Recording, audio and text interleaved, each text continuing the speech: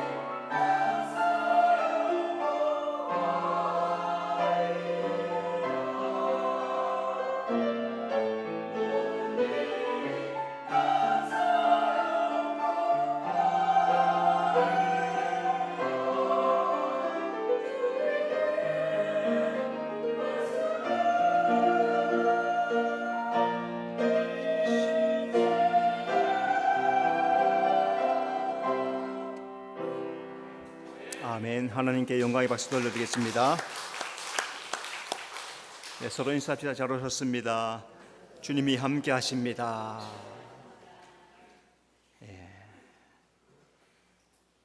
성가대 수고 많았습니다. 피아노 소리가 아주 기가 막힌데, 그죠? 막 또르르 굴러요, 그죠? 사람들이 좀 더 있고 하면 큰 소리를 잘했을 텐데 작아도 그래도 잘 감당해 주셔서 감사하고요. 자, 오늘은 성막의 떡상. 성막 전체는 예수님을 예표합니다. 성막에 나오는 모든 성경 전체가 예수님이죠. 그래서 오늘은 떡상에 대한 말씀 한번 살펴보도록 합시다. 성막 안에 세 가지 있죠. 등잔대, 또 분향단, 떡상이 있습니다. 그래서 제사장은 등잔빛 가운데 떡을 먹고 분향하여서 제사 드린다. 떡상은 매 안식일마다 항상 진설한다 그랬습니다. 자, 그럼 오늘 떡상에 올려지는 떡이 뭘까? 떡은 예수님을 상징합니다. 요한복음 6장 35절 예수께서 이르시되 나는 생명의 떡이니. 자, 여러분 구약 성경만 읽으면은 해석이 안 되죠. 성소 안에 왜 하나님께서 떡상을 만들고 떡을 얹어놨을까? 진설병 떡을 왜 얹어놨을까? 문제, 구약은 문제입니다. 문제지가 있어요, 그죠? 그 답지는 신약이에요. 구약의 문제들을 보고 모르면은 신약에 와서 답을 찾아야 돼. 근데 오늘 하나님이 떡상에 떡을 얹어라 했단 말이죠. 근데 이 떡이 뭘까? 근데 예수님이 오셔서 나는 생명의 떡이니 라고 답을 알려주시는 거예요. 그래서 신약에서 구약을 해석할 때 완전한 해석이 되는 겁니다.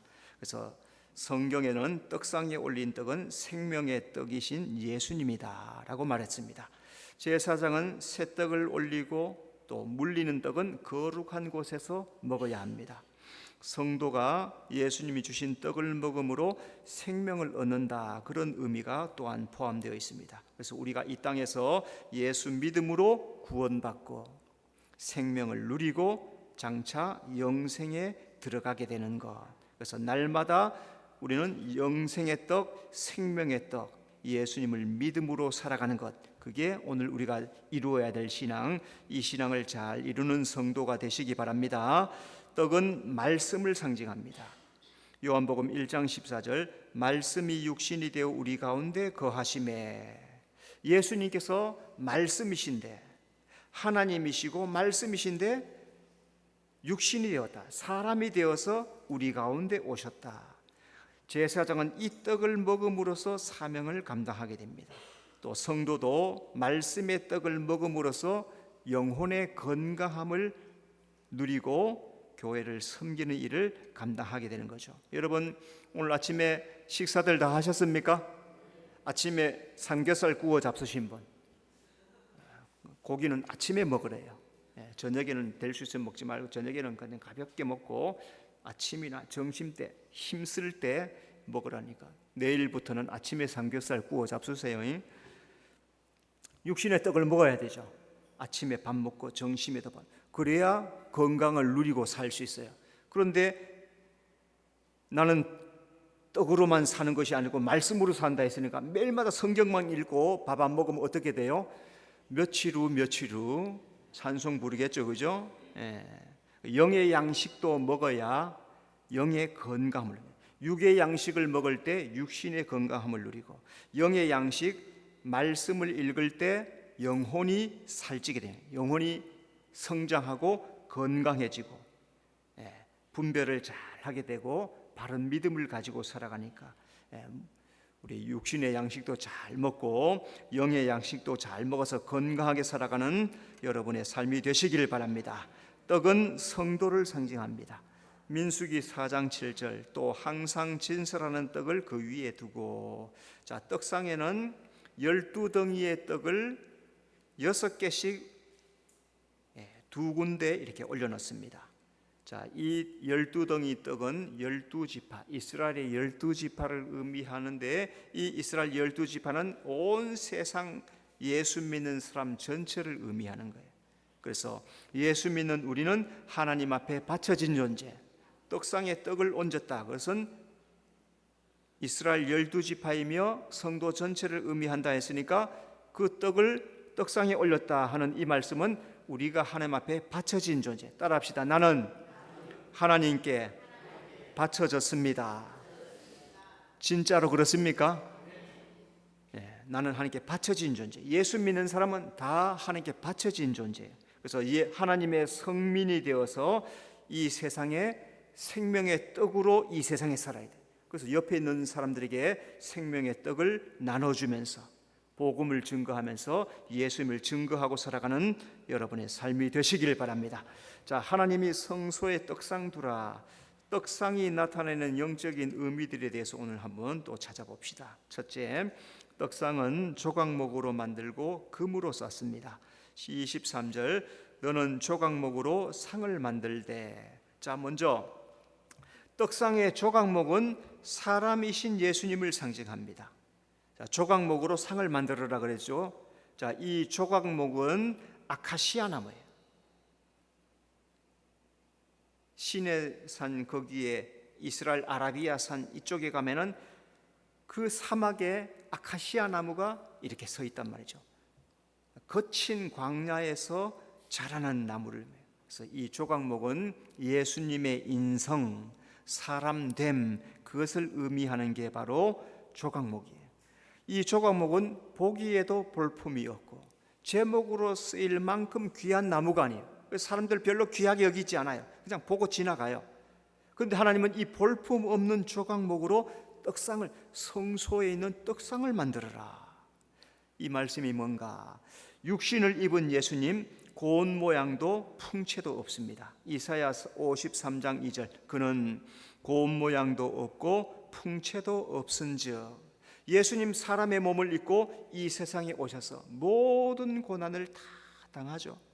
저는 예수님 그 일대기를 보여주는 그 영화를 이렇게 보면서 예수님 이제 공생애 시작할 때 광야로 나가죠, 그죠? 근데 광야의 바람이 막 몰아치고 모래바람이 막 부는데 모래바람을 막 헤치면서 앞으로 나가는 그 영상을 보면서 하나님이신 예수님이 이렇게 세상에 와서 세상의 바람에도 저렇게 힘들어하고 그렇게 금식하며 기도하며 그래서 우리를 구원하기 위해 오셨구나 하는 그런 마음이 그 영상을 보면서 가슴에 뭉클하게 다가왔던 그런 때가 지금도 생각이 납니다. 풍채도 없고 고운 모양도 없고 심지어는 자기 백성들에게 외면당하죠. 조롱당하죠. 십자가에 못 박히죠. 죽임당합니다. 예수님은 고운 모양도 풍채도 없지만 그 십자가에 벌거벗고 매달려서 나를 구원하기 위해서 자기의 생명을 주시는 거예요. 세상 사람들은 예수님을 성인이다, 4대 성인. 4대 성인 누구 있어요? 석가, 공자, 예수, 3대. 또 하나는 누굴까요? 마호메트, 이렇게 4대 성인으로 생각하는데 하나님은 성인이 아니다. 예수님은 우리의 구원자이다, 하나님이시다 라고 말씀하는 거예요. 예수님이 나의 생명을 구원하시는 구원자로 세워져요. 예수님을 나의 구주로 믿는 사람은 오늘 이 땅에서 영생을 얻는 놀라운 신비에 참여하게 되는 거죠. 여러분, 예수님을 구주로 반드시 영접하는 성도가 되시기를 바랍니다. 떡상의 순금은 하나님이신 예수님을 상징합니다. 24절, 순금으로 싸라. 자, 순금은 하나님의 신성, 예수님의 신성을 나타내는 게 순금이에요. 떡상으로 조각목을 만든 다음에 그 전체를 순금으로 다 펴서 떡상 전체를 다 둘러쌉니다. 그 떡상은 예수님의 신성함을 나타내는 거죠. 그래서 조각목을 순금으로 쌌다는 것은 거룩하신 예수님, 완전하신 예수님, 빛이신 예수님, 신성하신 예수님, 그 예수님을 의미하는 겁니다. 자, 예수님은 부활하심으로 영광을 얻습니다. 데살로니가 후서 1장 10절, 그날에 그가 강림하사 그의 성도들에게서 영광을 받으시고. 하나님은 예수님이 십자가 죽은 가운데서 부활하게 하십니다. 부활하신 예수님은 하늘의 거룩한 영광을 얻으십니다. 또 이 땅에 강림하실 때 성도들에게도 영광을 받으실 거예요. 자, 그것이 바로 순금이 의미하는 거죠. 예수님은 우리를 구원하기 위해서 사람이 되십니다. 그런데 승천하심으로 말미암아 영광에 들어가는 거죠. 그래서 예수님은 십자가로 승리한 영광의 주가 되는 거예요. 오늘 우리가 예수님을 나의 구주라는 것은 나 대신 십자가에 못 박히고 죽으시고 부활 승천하셔서 장차 재림주로 오실 그 주님, 그 영광의 주님, 초림에는 이름 없이 소리 없이 빛도 없이 오셨지만 재림해 오실 때는 천사들과 모든 하늘의 군대들과 휴거자들과 함께 이 땅의 나팔 소리로 영광 가운데 오신단 말이에요. 그 영광의 주를 지금 오신다면 지금 영안으로 맞이할 수 있어야 돼요. 그래야 다섯천년, 슬기로운 다섯천년 혼인잔치에 들어가는 거죠. 여러분, 그 잔치를 기대하면서 영광의 주를 마음속으로 잘 모시고 살아가는 여러분의 삶이 되시기를 바랍니다. 두 번째, 떡상 주위에 손바닥만한 턱을 만들고 금태를 둘렀습니다. 25절, 그 주위에 손바닥 넓이만한 턱을 만들고 그 턱 주위에 금으로 태를 만들어라. 자, 떡상 주위에 손바닥만한 턱을 만들었습니다. 25절에 손바닥만한 턱을 만들었다 해죠, 그죠? 자, 떡상의 길이는 1m입니다. 2규빗이니까, 넓이는 한 규빗이니까 50cm, 높이는 한 규빗이니까 75cm, 직사각형의 자그마한 상이에요. 떡상은 길게 만들었어요. 1m로. 자, 진설병을 두 줄로 쌓아야 되기 때문에 좁게 하니까요, 넓게 펴서 두 줄로 쌓도록 만들었습니다. 그리고 떡상 주위에 손바닥만한 턱을 만들었어요. 이것은 떡이 떨어지지 않도록 보호하기 위해서 만들었다는 겁니다. 자, 예수 믿는 우리를 안전하게 보호해 주십니다. 요한복음 10장 28절, 내가 그들에게 영생을 주노니 영원히 멸망하지 아니할 것이요 또 그들을 내 손에서 빼앗을 자가 없느니라. 기가 막힌 말씀이죠, 그죠? 예수 믿는 사람은 예수님이 딱 붙잡고 계시는 거예요. 오늘도 예수님이 나를 붙잡고 계실 줄로 믿습니다. 그래서 영생을 주시고 멸망하지 않게 잡아주는 거예요. 누구도 예수님 안에 있는 자를 빼앗을 수 없어요. 사탄 마귀도 손도 댈 수 없어요. 그래서 성경에는 둘러 진친다 하는 말이 여러 번 나오죠, 그죠? 둘러진, 천사들이 와서 둘러 진치기도 하고, 엘리사 시대 때는 영안을 기하시게 영안을 열어주니까 도단성을 주위에 팽 둘러서 있는 천군 천사들이 칼과 칼, 창, 검을 들고서 딱 지키고 있는 모습을 성경에서 잘 보여주잖아요. 예수님의 손은 우리를 지키고 보호하기 때문에 안전하다는 거예요. 예수 안에 있는 사람은 안전한 줄로 믿습니다. 두려워할 이유가 없어요. 염려할 이유도 없어요. 여러분 집에 아이들, 자주 내가 얘기하지만 학교에서 등록금 가져오라고 하면 집에 아이가 금식하고 막 기도하죠. 학교에서 등록금 통지서 받는 순간부터 그때부터 주여 아버지, 우리 부모가 이것을 줄지 안 줄지 내가 알 수 없사니 주여 주시기를 원합니다 하면서 3박 4일 금식하며 기도하는 아이 있어요, 없어요? 없어. 걱정도 안 해요. 그냥 엄마, 자, 요새는 그렇게도 안 오죠. 통지로 그냥 엄마한테 오죠. 아이는 생각지도 않아요. 하나님이 그렇다면, 하나님은 우리를 지키고 보호하시기 때문에 우리가 염려하고 걱정하고 근심할 이유가 하나도 없단 말이에요. 내 사정, 내 형편을 아뢰기만 하면 주님께서 들어주시고 해결해 주시고 오늘도 우리의 삶을 보호해 주실 줄로 믿습니다. 떡상의 턱 주위에 금으로 태를 만들었습니다. 25절, 금으로 태를 만들고, 자, 떡상에 턱이 없으면은 진설할 떡이 혹시 떨어질 수도 있으니까 떡상 주위에 태를 만들어서 금태로 두르라 그랬습니다. 떡상에 금태를 둘렀다는 것은 마치 보니까 네모난 떡상이 마치 왕관처럼 보이는 거예요. 왕관처럼.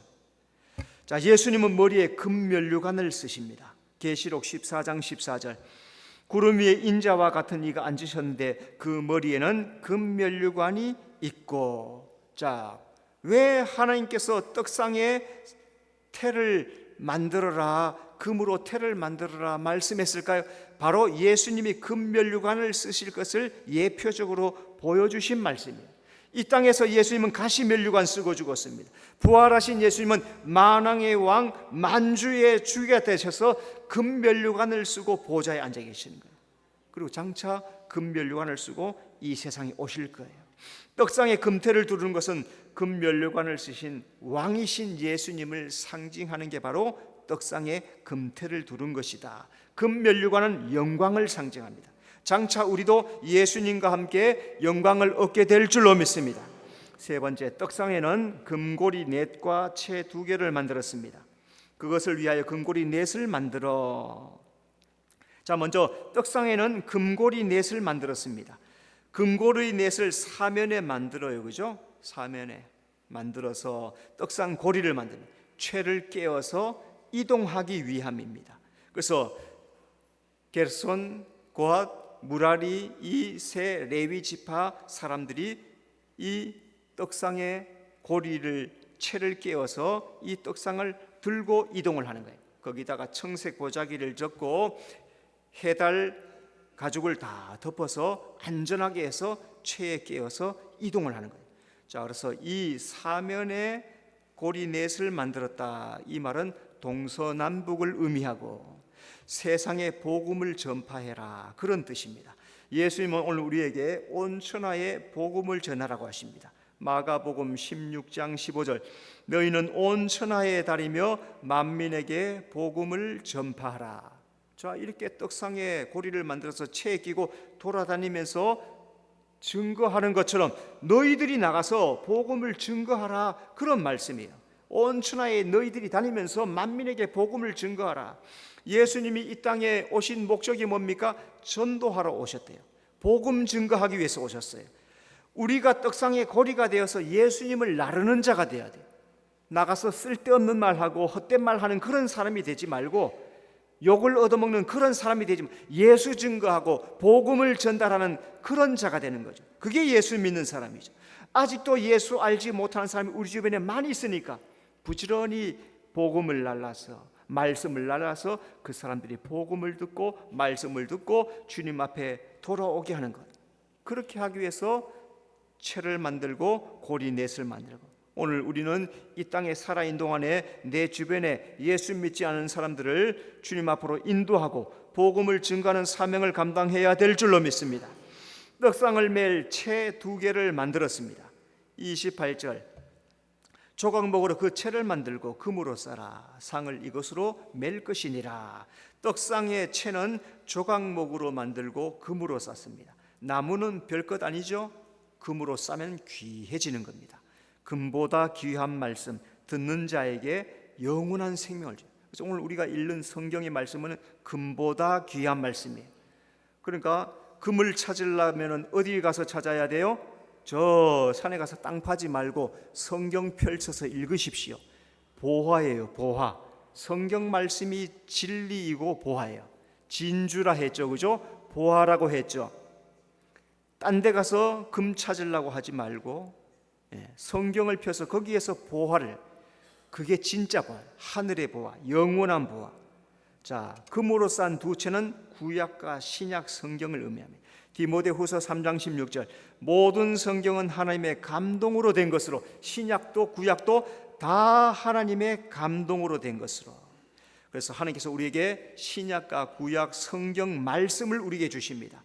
구약은 오실 예수님, 말라기서까지 오실 예수님, 세례 요한 때까지도 오실 예수님.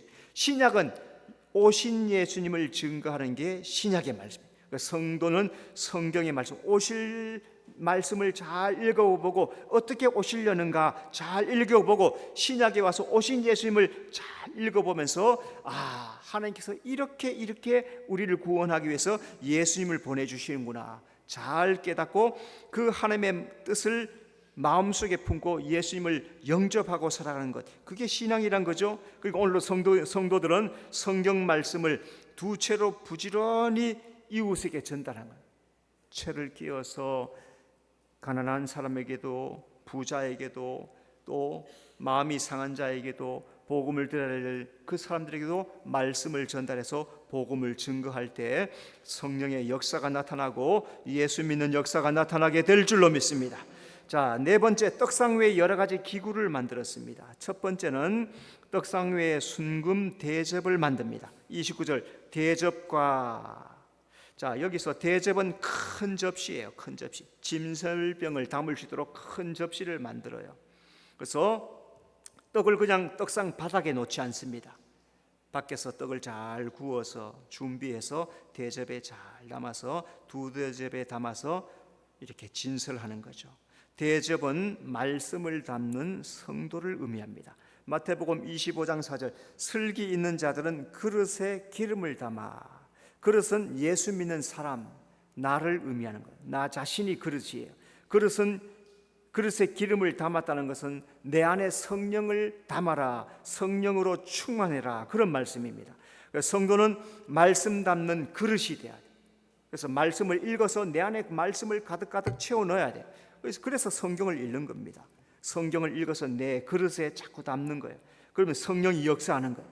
성령이 역사해서 깨닫게 해주세요. 말씀 읽을 때 알게 하시고 내 수준에 맞게 한 번 읽으면 한 번 읽은 만큼 알아요. 두 번 읽으면 두 번 읽은 만큼 또 깨우쳐요. 10번 읽으면 10번 읽은 만큼 더 많이 알게 돼요. 100번 읽으면 100번 읽은 만큼 실력이 생기고 분별력이 생기고 지식이 생겨요. 많이 읽으니까. 우리 선생님 계신데 학교 아이들 공부 열심히 책 많이 보고 열심히 하는 아이들은 열심히 공부 잘하죠. 책을 덮어놓고 띄워놓는 애들은 어때요? 물어보면 아무 대답도 못해요. 펼쳐서 책을 읽고 연구하고 있는 애들은 물으면 척척척 대답하죠. 많이 읽었으니까. 성경을 많이 읽으면 지식이 많이 생기는 거예요. 그걸 성령께서 역사하는 거죠. 순간순간 살 때마다 그 말씀이 퍼뜩퍼뜩 생각나는 거예요. 어려움 당할 때, 속상할 때, 힘들 때, 마음이 괴로워, 힘들어. 근데 말씀이 탁 생각나요. 말씀은 살아있고 역사하는 능력이 있다. 그 말씀이 나를 살리셨다. 그때 그 말씀이 나에게 힘이 되고 살리는 힘, 능력이 되는 거죠. 그 말씀으로 살아가는 거예요. 디모데후서 2장 20절에 보면 큰 집에는 금그릇, 은그릇, 나무그릇, 질그릇이 있다 그랬어요. 이 금그릇, 은그릇, 나무그릇, 질그릇은 다 우리를 의미하는 거예요. 나를 의미하는 거예요. 그 그릇에 말씀을 담으라는 거죠. 성경을 읽고 묵상하고 실천하여서 하나님의 뜻을 이루는 그런 그릇이 될 때 하나님께서 귀한 것으로 나를 사용해 주실 줄로 믿습니다. 떡상 외에 순금 숟가락을 만들었습니다. 29절, 숟가락은 작은 접시, 오목한 그릇을 말하는데요. 이 숟가락은 떡상 위에 있는 떡 위에 유향을 옮겨 담는 역할을 하는 겁니다. 자, 이 숟가락은 말씀을 옮기는 성도를 의미해요. 사도행전 8장 5절, 빌립이 사마리아 성에 내려가 그리스도를 백성에게 전파하니. 숟가락은 예수 믿고 성령으로 충만한 자, 예수 안에 속한 자, 숟가락이죠, 그죠? 숟가락으로 유향을 옮겼다. 성령의 은혜를 전파한다. 떡에다가 유향을 옮겨 담는 거죠. 숟가락의 역할은 세상에 나가서 말씀 들은 것을 오늘 나가서 옆에 사람에게 전파하는 것. 전파하는 것. 그러니까 성도는 내가 먼저 은혜 받아야 돼요. 오늘 주일날 와서 은혜 받고 예배를 잘 준비하고 주님 오늘도 은혜를 주시옵소서. 말씀의 은혜를 주시옵소서. 예배할 때 큰 은혜를 받게 하여 주시옵소서. 그렇게 마음에 준비하는 사람에게는 하나님께서 성령의 역사로 은혜를 주세요. 그 은혜를 받고 예수님을 증거하는 거죠. 그래서 내가 먼저 말씀을 듣고 받은 은혜를 세상에 나가서 전하는 것, 그걸 전도라 하죠. 그래서 성도들은 이 사명을 잘 감당하는 숟가락 전도자가 되어야 될 줄로 믿습니다. 떡상 외에 순금병을 만들었습니다. 29절, 병과 순금으로 만든 병에는 포도주를 담습니다. 자, 이 포도주는 십자가에서 흘린 예수님의 피를 상징하는 거예요. 병에 담긴 포도주는 예수님의 피입니다. 요한복음 19장 34절, 한 군인이 창으로 옆구리를 찌르니 곧 피와 물이 나오더라. 예수님이 피 흘리심으로 우리 죄가 사함을 받습니다. 성도는 예수의 피에 먼저 자기를 씻어야 돼요. 그래서 우리 주보 제일 앞에 보면은 제일 앞입니까 어디입니까? 알림의 첫 번째 보면은 예배 10분 전 30분 전에 미리 나와서 회개하고 은혜 충만한 예배 되도록 기도하고 준비해라. 몇 년째 써놓고 있습니다. 얼마나 귀했으면 안 지우고 계속 써놓을까요? 근데 그것을 보고 그대로 실천하게 하면 10분 전, 30분 전에 와서 자기 한 주간의 삶을 이렇게 돌아보면서 씻고, 그죠? 성도는 예수의 피에 자기를 먼저 씻어야 돼. 찬양대 찬양하기 전에 성가대 나를 봐요. 주목. 여기 봐요, 여기. 찬양대에 들어가서 앉아서 뭐 해요? 기도하죠. 기도할 때 어떻게 해요? 하나님, 일주일 동안에 나의 죄를 사해 주시고 거룩한 찬양 부르게 하여 주시옵소서. 주님을 기쁘시게 하는 찬양 부르게 하여 주시옵소서. 그렇게 찬양하는 그런 찬양과 아무 생각 없이 그냥 찬양하는 것과 엄청난 차이가 있겠죠. 그렇게 자기를 준비해서 주님 앞에 드리는 것. 우리 성도들도 제가 이렇게 보면은 여기 피아노 반주자하고 오늘 부르는 찬양들, 찬송과 찬양 전체를 한번 쫙 이제 맞춰봅니다. 저하고 박자를 맞춰봅니다. 그때 오면 한 어떨 때는 10분, 어떨 때는 15분, 어떨 때는 10시 와요. 그런데 어떨 때 벌써 10명 이상씩 와서 앉아 계셔. 미리 와서 다 준비하면서 벌써 3, 40분 전이에요. 4, 50분 전에도 미리 나와가지고 준비하고 일주일의 삶을 씻으면서 회개하면서 예배 준비해요. 그렇게 예배 준비할 때 하나님께서 그 사람에게 은혜를 베풀어 주지 않으시겠습니까? 준비하는 자가 받게 되는 줄로 믿습니다. 그래서 병에 포도주를 담는 것처럼 내 안에 예수님의 피를 담아야 돼. 그 피가 나를 성결하게 하고 정직하게 하고 진실하게 만들어줘요. 그래서 진실한 성도로 살아가는 성도가 되어야 될 줄로 믿습니다. 떡상 외에 순금 붓는 잔을 만들었습니다. 29절, 붓는 잔을 만들되, 붓는 잔은 컵 종지 같은 그릇이에요. 붓는 잔에는 포도주를 담습니다. 자, 이 붓는 잔은 주를 위해 일할 때 봉사하는 일꾼을 의미합니다. 디모데전서 4장 6절, 그래서 예수의 좋은 일꾼이 되어 붓는 자는 병에 포도주를 옮기기 위해서 필요합니다. 그러니까 성도들은 예수님 위해서 좋은 일꾼이 되어야 되죠. 그래서 여기 나오는 금, 대접, 숟가락, 병, 잔 전부는 다 일꾼인 나를 의미하는 거예요. 일꾼인 나를 위해서 일하지 않고 하나님의 나라를 위해서 일하는 자, 하나님의 영광을 위해서 일하는 도구들, 그게 바로 대접, 숟가락, 병, 잔들을 의미하는 거예요. 그 말씀을 여러분이 잘 깨닫고 나는 어떻게 하나님을 위해서 일할까, 하나님의 영광을 나타내는 삶을 살까, 여기에 관심을 가지고 그 삶을 잘 살아가는 성도가 되시기 바랍니다. 떡상 위에는 진설병을 항상 두어야 합니다. 30절, 상 위에 진설병을 두어 항상 내 앞에 있게 할지니라. 진설병이란 뜻은 하나님의 얼굴이란 뜻이에요. 제사장은 떡을 먹으면서 하나님의 얼굴을 대면한 거예요. 오늘 여러분 하나님의 얼굴을 보러 나오는 거예요. 교회에 나와서 목사 만나러 오는 게 아니고 하나님 만나러 오시는 거예요. 성도는 말씀을 먹으면서 하나님을 대면하는 겁니다. 신명기 34장 10절, 모세는 여호와께서 대면하여 아시던 자요. 모세 시내산에 올라가고 하나님을 대면하잖아요.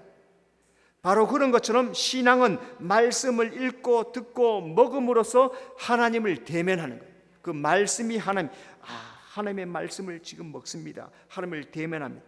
여러분 하나님 보시는 사람 있어요? 없죠. 성경을 읽으면서 하나님을 보는 거예요.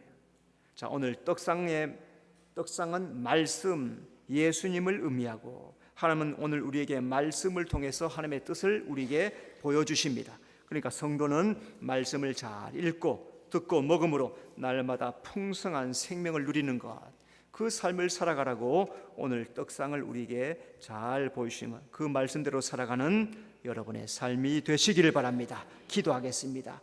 떡상에 올려지는 떡은 예수님이요 말씀이요, 오늘 예배하는 우리 모든 성도들 그 떡상에 들려져서 하나님 앞에 있는 존재임을 잘 기억하며 또 예수님이 주신 그 모든 말씀들을 잘 기억하면서 믿음으로 살아가는 우리 모든 성도들 되도록 인도해 주시옵소서. 예수님 이름으로 기도드리옵나이다. 아멘.